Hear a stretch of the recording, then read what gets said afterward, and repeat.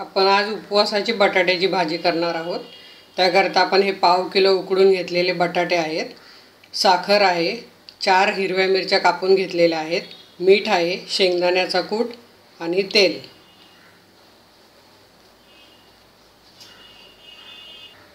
कढई तापलेली आहे, त्यात आपण हे तेल टाकलेलं आहे। तेल तापल्यावर त्यात हिरव्या मिरच्या टाकायच्या आहेत, त्या अशा परतून घ्यायच्या आहे, म्हणजे मिरचीचा तिखटपणा तेलात उतरतो।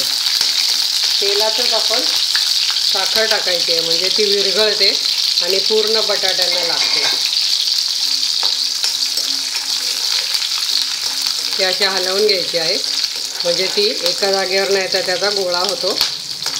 साखर अशी हलवून झाल्यावर त्यात आपण बटाटे घालणार आहोत।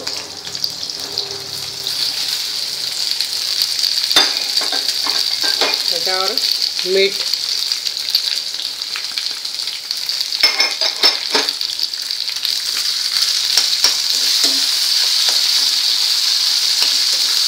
ही अशी भाजी हलवून सगळं त्याला एक लागतं।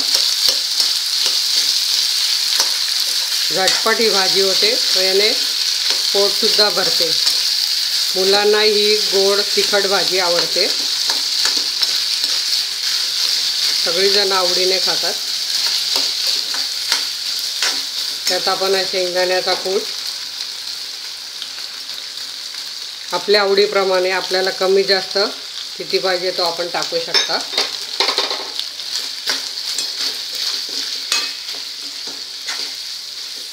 अशी आपली छान बटाट्याची भाजी झालेली आहे।